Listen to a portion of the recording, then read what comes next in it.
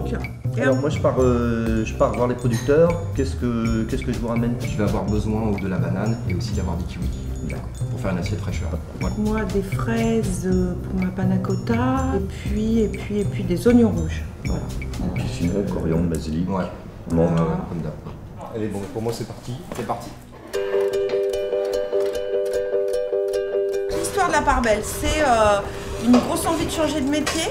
C'est une sensation étonnante. Et puis une passion de la terre, des trucs qui poussent, de la cuisine, puis voilà. Sylvie et Xavier construisent une épicerie comme ils auraient construit une cabane.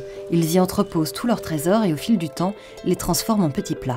J'ai longtemps travaillé pour une grosse multinationale et puis ayant été licencié pour des raisons économiques, on a décidé avec Sylvie de faire un travail qui nous correspond plus, qui se rapproche de l'humain. Elle est là juste en hauteur la cannelle, je crois, au dernier étage. Et puis surtout de travailler pour nous. Je crois que la première idée c'était ça, c'était aussi de pouvoir se réaliser soi-même, pouvoir continuer à vivre de notre propre activité et non pas de dépendre d'une société dont on n'est pas toujours d'accord avec la politique. L'autonomie, la part belle la trouve en s'associant à un jeune cuistot audacieux. Alors pour la végétarienne, aujourd'hui, moi je partirais bien sur un assemblage un peu à la brésilienne, avec une petite salade de poivrons, crus, oignons rouges, tomates, coriandre fraîche, des petits beignets de banane, un petit croustillant de mozzarella et puis un riz pilaf aux herbes.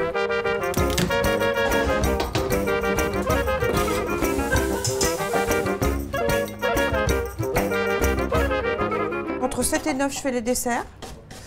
Et quand Mathieu arrive, du coup, ça dégage un plan de travail pour lui qui fait les plats chauds et moi, je me mets sur les entrées. Puis après, on est un peu en symbiose. Par exemple, moi, j'ai un truc sur un plat, mais qui n'est pas suffisant le lendemain pour faire un plat qui peut faire une entrée. Donc, on le remodifie, on en fait quelque chose. On peut dire qu'il y a un côté plus froid et un côté plus chaud.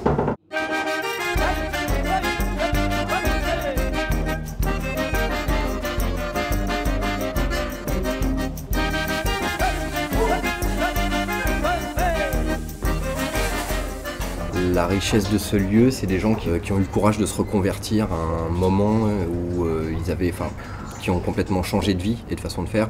Et ça, je trouve ça vraiment respectable. Et moi, à un moment de ma carrière aussi où j'en avais un petit peu assez de courir partout. Et j'avais besoin de me poser dans un cadre qui me ressemble et dans lequel je pouvais effectuer un travail de qualité avec des gens bien.